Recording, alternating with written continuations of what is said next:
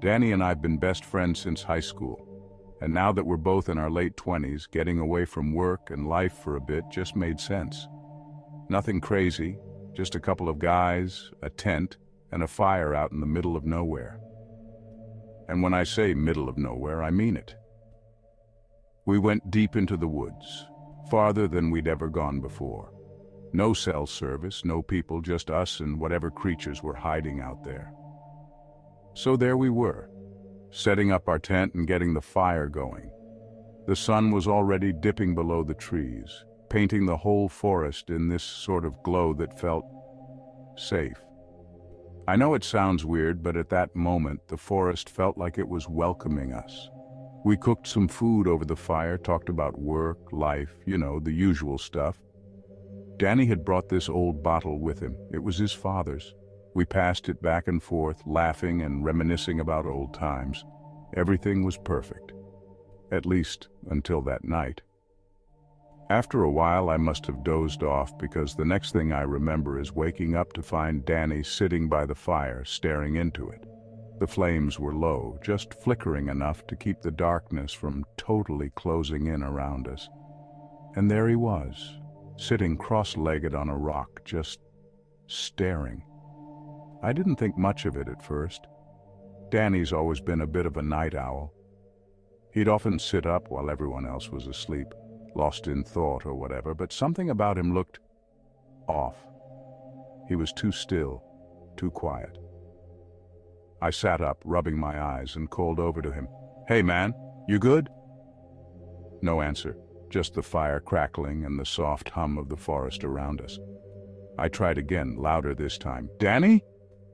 That's when I heard it, a voice from behind me, low and groggy.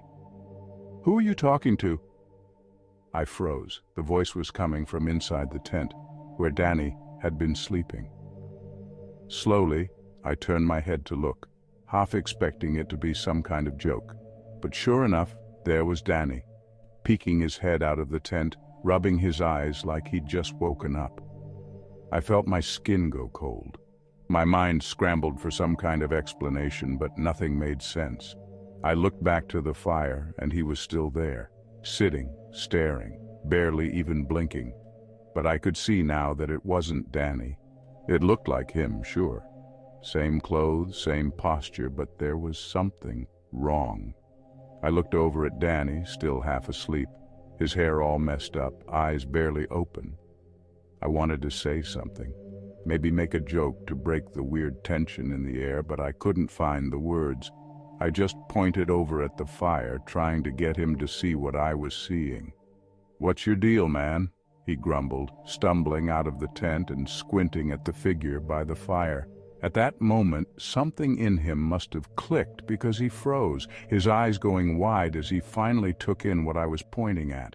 He looked back at me, his face drained of color. Who is that?" he whispered. Before I could respond, the figure by the fire did something I didn't expect. It looked up. Its head turned slowly, like it knew we were watching it. And when I say it looked like Danny, I mean that in the loosest sense, because this thing had Danny's face, but it wasn't him. There was something wrong about the way it stared, like someone wearing a mask. It was Danny's eyes, but they were empty, like someone had switched off the light behind them. Danny took a step forward, like he was trying to get a closer look. "Hey!" he called out, his voice shaky. The figure didn't move at first. It just sat there, staring right at us with that creepy gaze, like it was sizing us up. And then, without any warning, it sprang to its feet and bolted. The way it moved, it wasn't normal. It didn't stumble or stagger. It was like watching a shadow sprinting across the ground, silent and fast, darting into the darkness of the trees. The only sound was the crackle of the fire, and the faint sound as it disappeared into the forest, swallowed by the shadows. Danny and I just stood there, staring at the spot where it vanished. My heart was pounding, and I could tell Danny was freaked out too. He looked at me, and for the first time since I'd known him, he looked genuinely scared. What the hell was that?" he stammered. his voice barely above a whisper. I didn't know what to say. Part of me wanted to laugh it off, like maybe we'd both imagined it. But I knew what I saw, and I knew he saw it too. Danny and I just stood there, not saying a word, our eyes fixed on the dark line of trees. My mind was racing, trying to make sense of it. The fire was low, barely enough to cast light more than a few feet in front of us, but I couldn't get rid of the image of that thing's face. It was like Danny, but not Danny, like some wrong version of him. Danny finally broke the silence. "Man, what did we just see?" His voice was shaky, and for once I couldn't blame him. I didn't have any answers. I didn't even know if I wanted to know. I don't know, I managed to mumble. "It looked just like you." He nodded slowly, like he was processing it, then walked over to the fire, crouching down to poke at the coals. I think he was just doing it to calm himself down, something to keep his hands busy. I watched him, trying to keep my focus on something normal, but the memory of that figure sprinting into the woods just kept replaying in my head. Danny looked up at me, his face serious. "You think someone's out there trying to mess with us?" The thought crossed my mind, but I shook my head. "That didn't look like someone messing with us, man." I paused, trying to find the right words. "It looked like, I don't know, something else. Something wrong." Danny didn't say anything. He just sat there by the fire, staring into it like he was trying to make sense of things. I could see his hands were shaking a bit, and that only made me feel worse because Danny's usually the calm one between us. Seeing him rattled? Yeah, that wasn't helping. We sat in silence, both of us lost in our own thoughts, until finally Danny spoke up.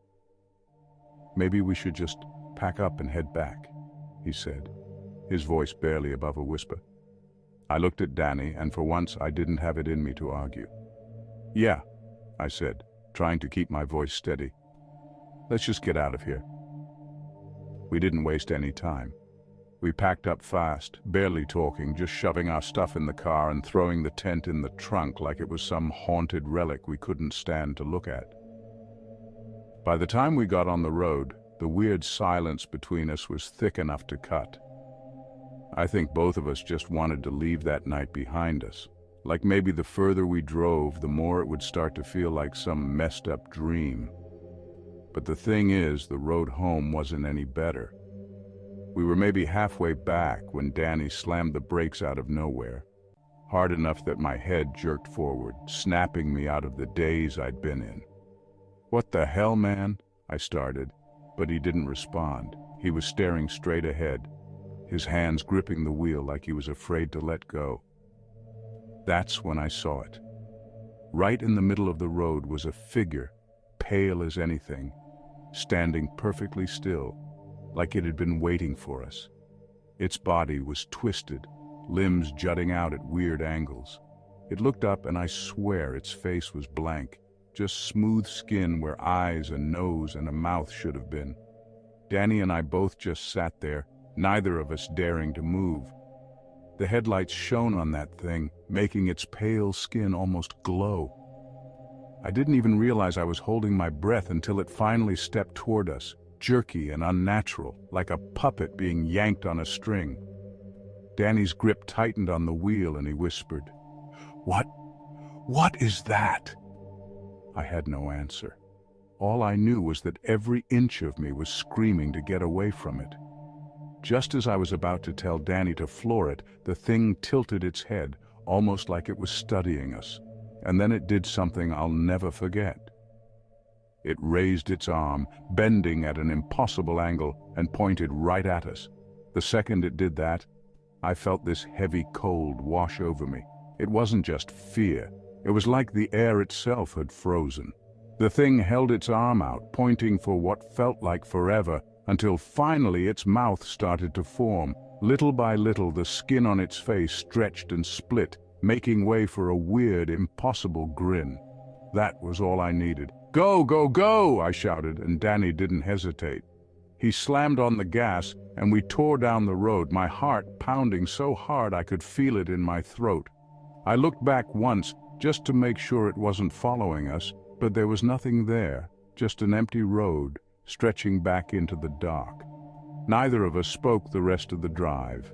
We got home, parked in silence, and I just sat there, staring at the steering wheel, trying to process what I'd seen. Danny finally broke the silence, his voice barely above a whisper. "We're never going back there, right?" I nodded. "Not in a million years, man, not in a million years."